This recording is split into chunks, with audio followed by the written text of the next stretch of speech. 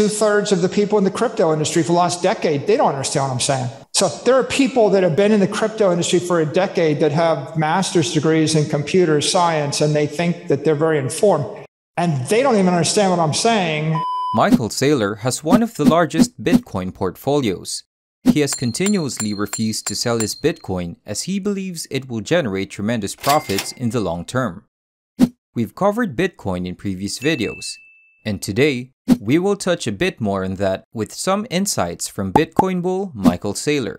Join us in today's video as we hear Michael Saylor explain why he has so much faith in Bitcoin and what it is used for.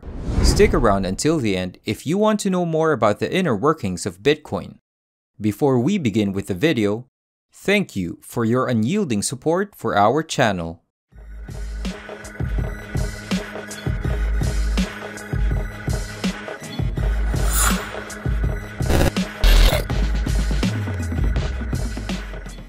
The average person spending an hour or 2 hours says, Bitcoin, this crypto stuff, it's all just speculation. And even when I say this is digital energy, 2/3 of the people in the crypto industry for the last decade, they don't understand what I'm saying. So there are people that have been in the crypto industry for a decade that have master's degrees in computer science, and they think that they're very informed, and they don't even understand what I'm saying. And they've got such a strong bias toward their point of view that they're unwilling to accept a new idea and even stop and think about it for a bit. So I don't think it's limited to non-technologists. I think non-technologists would look and you would say, okay, well, what is Bitcoin? Bitcoin is digital money. What is money? You remember you guys sat through 20 hours of my lectures on what is money? Okay, I'm going to tell you a secret. I didn't know what money was when Robert Breedlove asked me to go and do the podcast. He said, come on my show called What is Money? And I said, well, gosh, I guess I better think about what is money before I get on the show. And then I ended up writing out a 10-page outline, and it becomes 30 hours of discussions. But I got to the year 2020 without thinking about what is money. Most of the people in the world don't know what is money. So if you say it's digital money, that doesn't click. And then if you say it's digital property, most people don't know what property is. They haven't thought about the definition of property or property rights. What is that really, right? Do you own your own stuff if you live in North Korea? Do you own anything, right? I mean, what does it mean to own anything? And then, of course, if you call it digital energy, most people don't. Well, they're like, oh, no, it's not energy. You can't run a car on it. But then they haven't thought about what is a digital map or digital music or digital communications or digital relationship. And I had the advantage a little bit of that because if you read the mobile wave is about what happens when you have digital maps, digital relationships. And the only difference is all that digital information is non-conservative. And the whole point of money is energy, economic energy, and therefore, i.e. conservative. And so when Satoshi invented something that allowed you to transfer value from two parties without an intermediary, not only did Satoshi invent the ability to transfer energy in cyberspace, Satoshi invented the ability to manifest energy in cyberspace, something conservative. Well, people that are computer scientists don't understand conservation of energy. If I'm criticizing the computer science geeks. Michael Saylor briefly explains how complex the nature of Bitcoin is. He touched on how it may be used as digital energy and is utilized to power the digital world. Saylor also took a shot at those who have a lot to say about Bitcoin. He further discusses his opinions in this next point. MIT, they make you study physics and thermodynamics and mechanical engineering as well as computer science. But if all you did was study computer science and you never studied physics and thermodynamics and mechanical and aeronautical engineering, then you're lulled into this false sense of security where you think you can just make any rule and do anything because there's no conservation of energy. The reason that aeronautical engineering is a really good grounding to understand what money is or what crypto should be or what Bitcoin should be, aeronautical engineering is like the ultimate systems engineering discipline. You have to master computer science, computer engineering, mechanical engineering, metallurgy. You have to master chemical engineering, electrical engineering, control systems. You have to master ocean engineering, fluid dynamics, propulsion, all of these things, which are highly inconvenient for a computer scientist. I guess what I'd say is, I think most people that grew up in the crypto industry, they only know enough to hurt themselves. I think most people that aren't technologists, they only know enough to hurt themselves.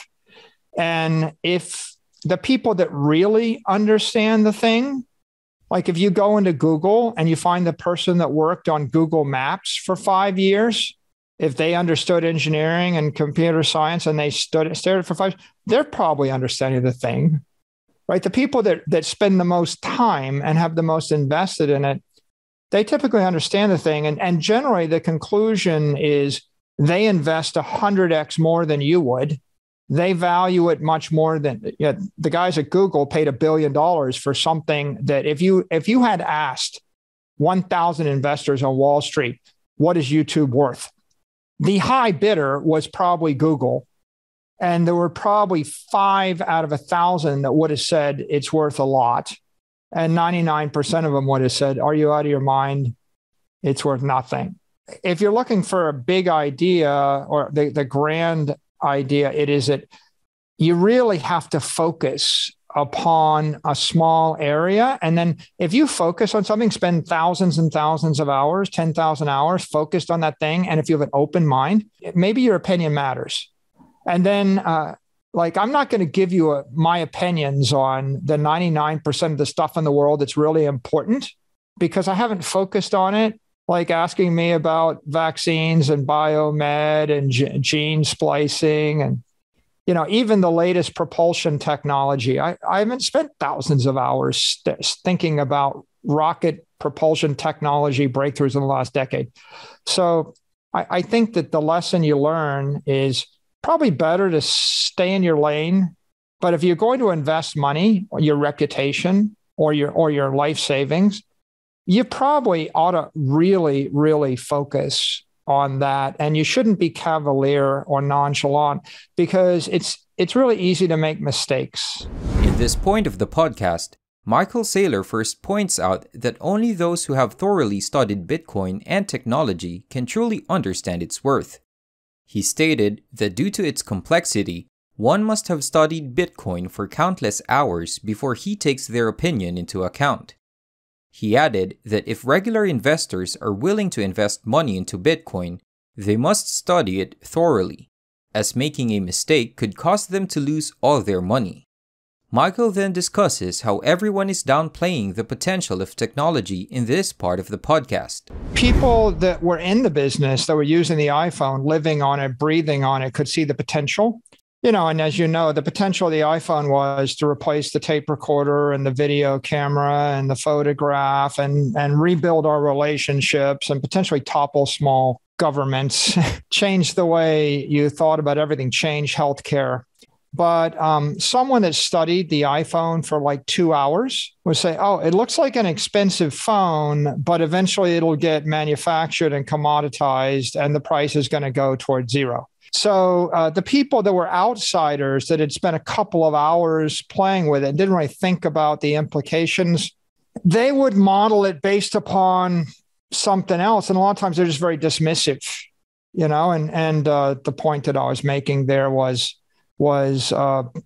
not necessarily right. If it's an industrial piece of equipment and the functionality is fixed, it may very well commoditize.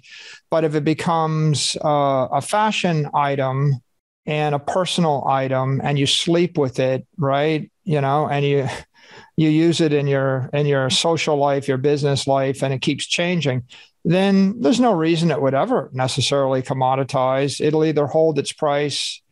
The example of holding its price is like a very nice bag, a Birkin bag or a Gucci bag. They're holding their price for 5,000 years.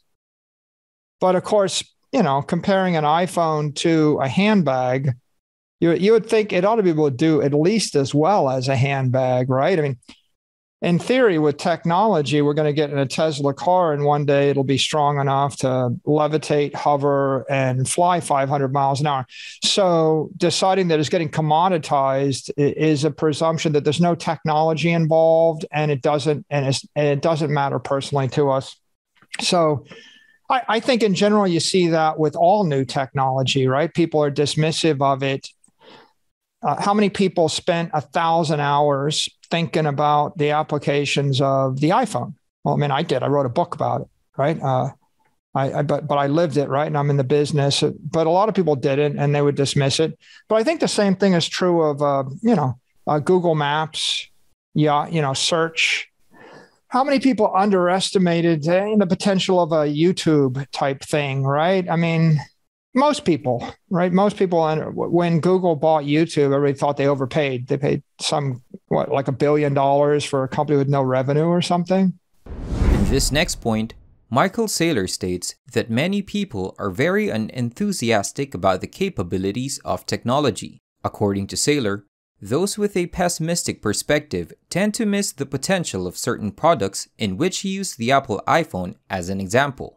Saylor says that those who fail to study technology thoroughly will always have a pessimistic view of it. He then refers to how a lot of people underestimated YouTube's potential.